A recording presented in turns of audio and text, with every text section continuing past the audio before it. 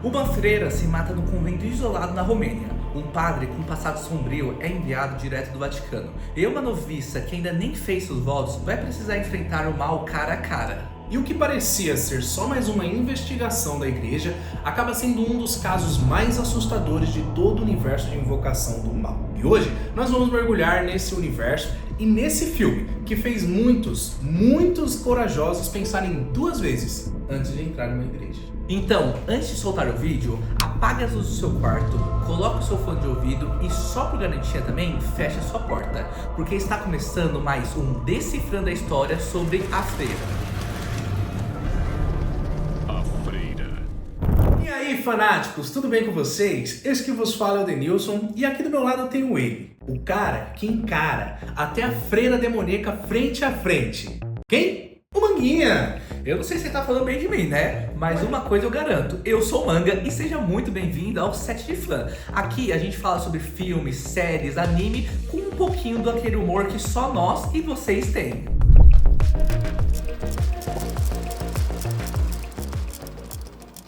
E você acredita que tem gente que alega de pé junto que quando não deixa um like nesse vídeo, eles acabam ouvindo sussurros estranhos em casa? Consequência?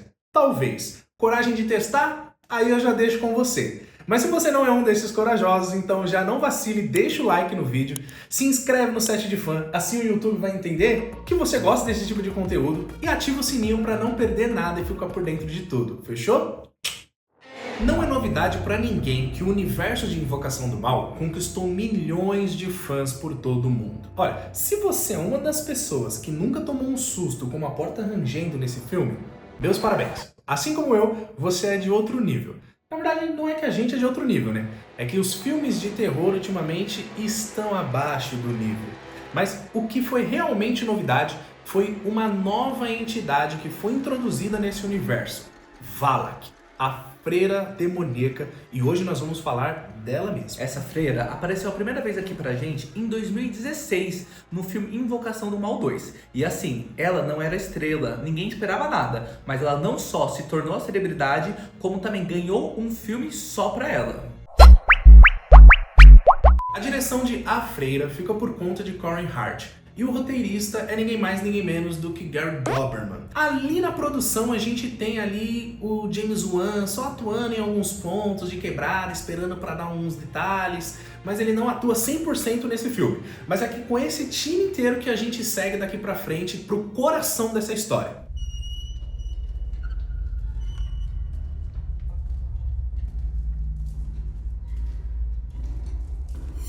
O filme começa já daquele jeitão, numa velha abadia em 1952, lá na Romênia. Logo de cara, a gente é apresentada a duas freiras andando por um corredor. Só que o que acontece? Nesse corredor tem tanta, mas tanta cruz, que a gente pensa que tem algo errado, né? Porque até onde eu sei, cruz é na parede. Só que todas essas cruzes, crucifixos, estão no chão. Então logo de cara a gente já entende que tem alguma coisa meio errada. No fim do corredor onde essas freiras estão, tem uma porta e com uma escrita em latim em cima, que traduzindo significa Deus termina aqui. Aí eu te pergunto, com todo respeito, por que causa, motivo, razão ou circunstância, eu vou entrar em uma porta onde Deus termina? Tipo assim, se Deus termina aqui, meu amigo, eu começo. Eu começo pra minha casa, Manguinha. Esse é o tal do cagão. Mas as freiras acham que dá pra seguir de boa. Elas querem ir, elas querem entrar. Só que uma delas tá com uma chave misteriosa. A gente não sabe o que acontece com essa chave ainda e só vai ser explicado lá pro final do filme. Mas eu queria até a coragem que essas freiras têm, porque elas vão passar por essa porta. A Rebeca vai mesmo nos proteger? Tenha fé, irmã. Na sequência, uma das irmãs acaba entrando pela porta, só que ela acaba sendo arrastada por uma força invisível que ainda a gente não entende muito bem o que é. Em seguida, uma das irmãs acaba correndo. Ela corre, a gente pensa que ela vai tentar fugir, fazer alguma coisa, mas ela acaba pegando uma corda, ela coloca no pescoço e acaba, infelizmente, pulando da janela. No qual que a gente não entende ainda o porquê aconteceu isso, porque a gente pensa que ela vai correr pela porta, ou ela vai se trancar em algum lugar, mas ela acaba tendo essa atitude um pouco quanto curiosa para nós ainda. Esse evento fez o Vaticano acender o alerta, porque convenhamos, né? Quando tem freira pulando da janela e outra sendo arrastada por uma porta onde Deus termina, é que o demônio não tá entrando, né? Ele já fez o check-in e já tá lá faz tempo. E sabe o que é engraçado, Denilson? É porque assim, né, logo em seguida, a gente vai direto pro Vaticano. certo? Só que eu não sei se é uma sede do Vaticano ou é uma sede da máfia, né? Porque assim, é uma cena escura, um foco bem na cara, meio sombria, todo mundo com a cara bem brava. E assim, né, tem até um padre que puxa um charuto, né? Só que é brincadeira, só faltou isso, né? O que pra mim eu não entendo muito bem, né? Porque pra mim, os padres, pastor, a religião que for, é uma coisa mais de bondade, alegria, né? Então pra mim não faz muito sentido essa cena meio sombria. A nossa máfia favorita, ou melhor, o nosso Vaticano, decide agir. Eles escolhem o padre Burke para ir para essa missão. Só que ele não vai sozinho. Eles acabam também escolhendo a irmã Irene, com uma decisão um pouco quanto questionável. Porque essa irmã ainda é uma noviça, ela não fez seus votos. A irmã Irene se chama Thaisa Farmiga na vida real. E sim, você não tá errado. Ela é irmã da Vera Farmiga, exatamente. Ela é a Lô da franquia principal de Invocação do Mal. E com esse time da irmã Irene e do padre Perkins, eles seguem pra tal abadia na Romênia. Só que chegando lá, eles encontram um cara que tá desde o começo nessa treta, tá ligado? O francês. Não, franco-canadense. Franco-canadense. E esse franco-canadense foi quem encontrou o corpo da tal freira pendurado na porta da abadia. O padre acaba pedindo pro franco-canadense levar ele até aquela velha abadia, certo? E no meio do caminho a gente acaba se deparando com 4 animais. 3 burros e um cavalo. Só que o que acontece? A gente descobre que realmente quem é burro, né? Porque o único animal que fica, que é o sensato, é o cavalo. E os 3 burros acabam decidindo ir para aquela velha abadia a pé. Como o Manguinha disse, mesmo assim eles acabam seguindo a pé. E chegando na tal abadia, eles encontram um clima pesadíssimo. Silêncio, sombra, sensação constante de que tem alguém ou alguma coisa te observando. E eles também encontram o corpo da tal freira que estava pendurado. E com ela, uma chave misteriosa que a gente ainda não sabe o que ela abre. Eu preciso te falar uma coisa, padre. O quê? Não foi desse jeito que eu deixei ela. Exatamente, e logo em seguida também a gente é apresentado a Madre Superiora, que é a única coisa mais sinistra do que a própria abadia é essa mulherzinha estranha do caramba. E ela acaba explicando que eles vão ter que passar a noite por lá. Porque o que acontece? As freiras que estão lá naquele convento estão em uma oração constante e só vão poder encerrar no dia seguinte. Até aqui, o suspense tá firme. O filme segura a gente com aquela tensão e com aquela sensação que faz a gente querer saber o que vai rolar dali pra frente. Só que agora tudo começa a mudar, porque a entidade começa a se manifestar e a atacar um por um. E o primeiro a sentir que o bagulho tá louco é o francês, que tava indo embora pra casa dele, quando de repente se deparou com uma imagem não muito agradável. E aí o nosso franco-canadense favorito acaba tomando a primeira decisão ruim nesse filme, né? Ele vai tomar mais algumas, mas essa com certeza foi uma das piores. Ele tinha que ter concordado com o cavalo lá atrás. E foi um dos burros, né? Nunca vi uma pessoa burra desse jeito, cara. E o que acontece? Ele vai meio que seguindo aquela imagem que no momento só era uma imagem. E aí vai chegando mais próximo, mais próximo, mais próximo. E quando finalmente ele chega próximo o suficiente para ver o que é na frente dele, ele percebe que é aquela freira que tinha encerrado com a vida. Só que agora ela não tá parada, não tá no caixão, ela tá de pé, viva, na frente dele. Quase viva, né? Exatamente. E agora, o que a gente mais vai ter nesse filme é jumpscare. É tipo promoção relâmpago de jumpscare.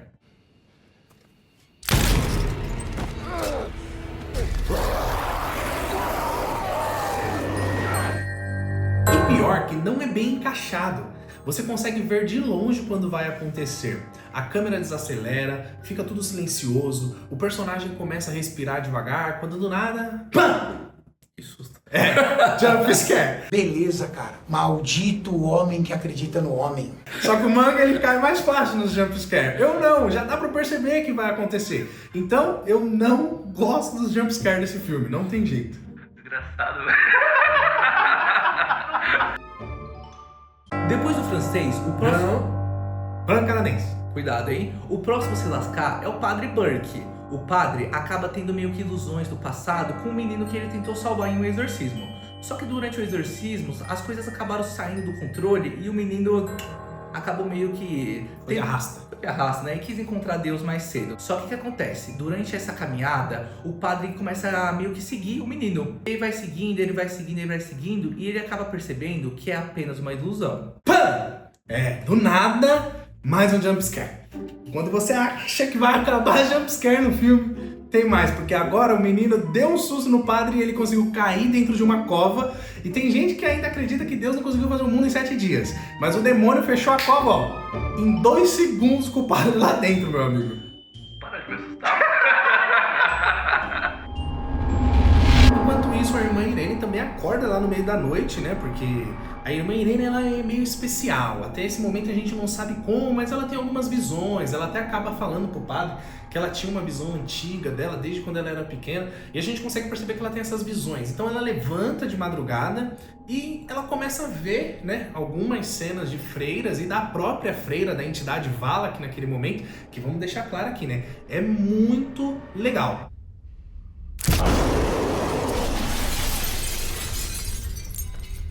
Só que os caras conseguem cagar nisso também, porque o jumpscare não dá medo, não dá susto, e aí a gente só vê que a imagem é legal, mas não vai pra frente. Só que assim, quando o padre cai lá na cova, ele começa a tocar um sininho.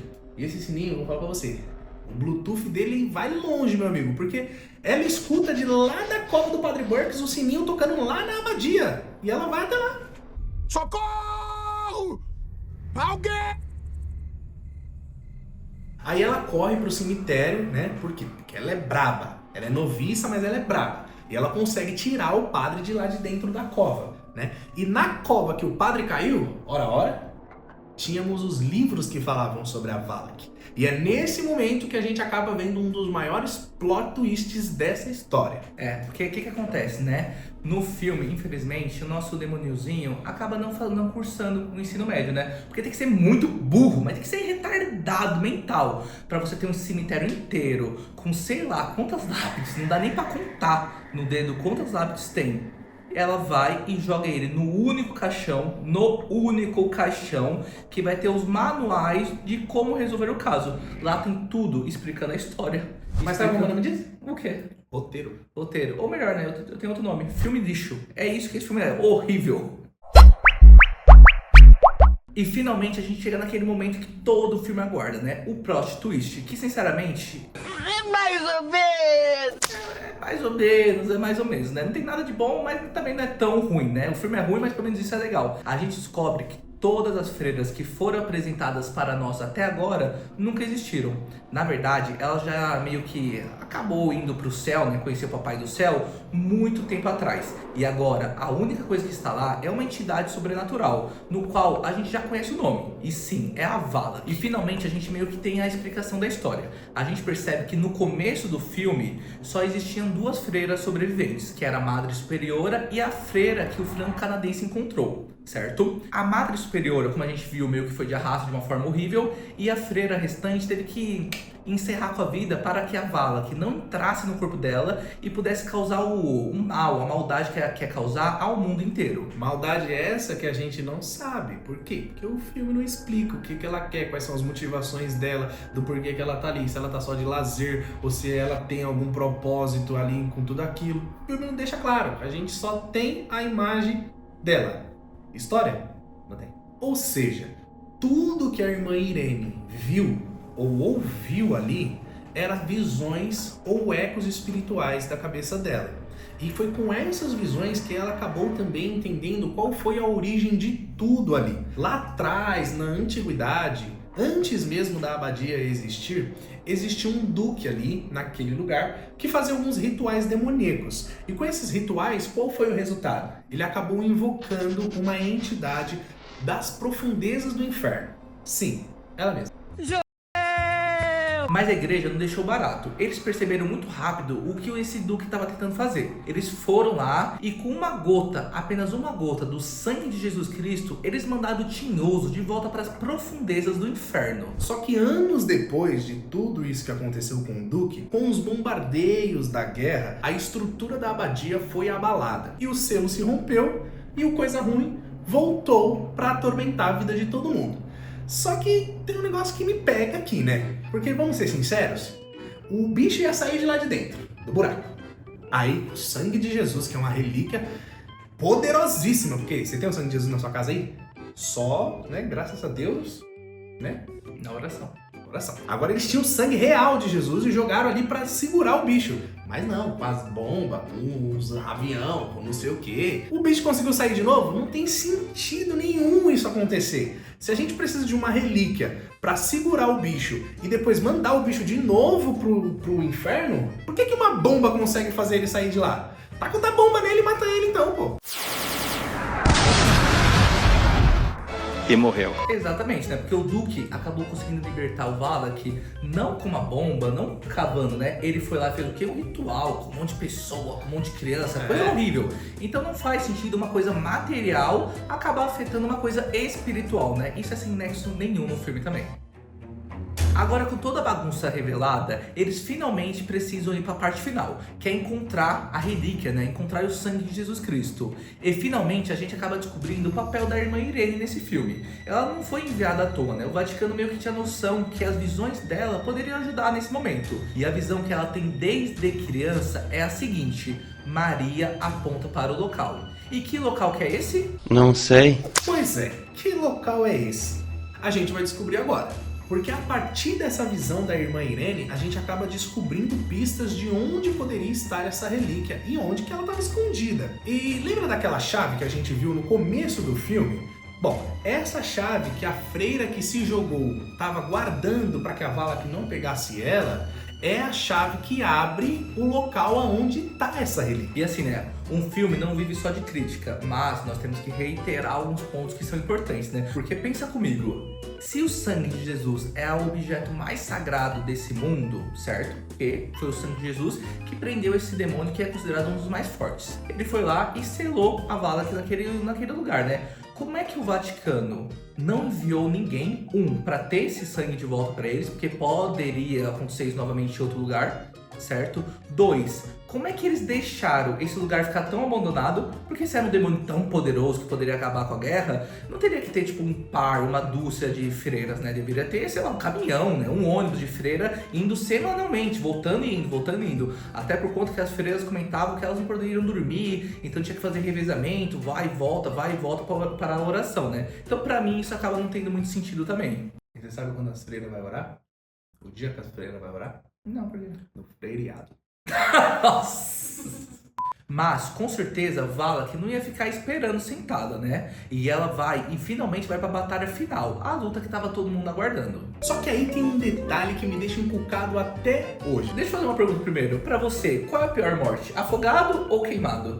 Ah, o pior é morrer, né? Eu prefiro morrer do que perder a vida! Com certeza, o pior é morrer, mas pra Valak não basta matar. Porque assim, né, ela tem uma infinidade de poderes, a gente só vê uma fração, mas a gente sabe que ela pode levitar, pode colocar fogo, pode se transformar em outra coisa, mas com todos esses poderes, o que ela decide fazer? Ela decide afogar a irmã, afogar. Então a gente já tem a certeza que essa deve ser a pior morte do mundo, porque diante de tantos poderes, você escolheu o afogamento, a gente sabe que essa com certeza é a pior, pelo menos pra Valak. Nossa, assim você me mata. Nesse momento, a irmã Irene tá com a relíquia na mão. Só que ela já tá sem fôlego, né? Até porque ela tá sendo afogada. Quando, de repente, ela morre. Now the world don't move to the beat of just one drum. Só que não, ela não morreu. Ela conseguiu quebrar a relíquia debaixo d'água, colocar o sangue de Jesus na boca e quando o demônio tirou ela de dentro da água, ela cuspiu o sangue de Jesus na cara. Que sacrilégio, né? Agora que eu parei pra pensar. Cuspiu o sangue de Jesus na cara do demônio, meus amigos. O sangue de Jesus tem poder, tem poder, tem poder. E é isso mesmo, o Tinhoso acaba voltando para o lugar que ele nunca deveria ter saído. E não apenas isso, não basta ser humilhado, ele ainda deu uma vitória, porque Valak entrou pro Guinness Book. Sim, ele entrou, ele foi o primeiro e único exorcismo realizado apenas com um guspe. A irmã Irene foi e cuspiu na cara do demônio. Então ela tá pro Guinness Book pro resto da vida dela. É isso aí. E nesse momento o filme se encerra, né? Com a vitória da igreja e o demônio sendo selado, pelo menos por enquanto, mais uma vez. E assim, apesar das críticas pelo excesso de jumpscare e o uso raso da imagem da Valak, a freira foi um sucesso de bilheteria, um sucesso absurdo de bilheteria. Com apenas 22 milhões de dólares, a freira conseguiu arrecadar cerca de 365 milhões de dólares pelo mundo todo. A freira tá rica agora, tá esbanjando em Dubai. Irmã Irene tá lá em Dubai, irmã Irene. Junto com a Vala. Não, a Vala foi embora. Ah, é, né? Tá à volta. Spoiler do próximo filme! Fala aqui em Dubai. Com isso, A Freira acabou se tornando o filme mais lucrativo da franquia. Ela superou Annabelle e até mesmo Invocação do Mal 1 e 2, que são os pais dela. É isso aí. E aqui no Set de Fã, a nossa nota para o filme da Freira é 5. Nossa, pensei que você ia ficar com 2. Nossa. É porque é um filme horrível, né? Cai entre nós aqui. Não, gente, não é um filme bom, não gaste seu tempo. Eu, honestamente, não sou o cara mais corajoso do mundo, então eu tomo muito susto. Mas, assim, é sem cheiro, sabe? Não é que nem Invocação do Mal e não é que nem Annabelle. Parece que é a versão ruim dos dois juntos, né? Então, pra mim, eu vou ficar com a nota aí 5, porque eu tomei muito susto. Mas se eu tivesse tomado tanto susto, a nota pra mim seria 2.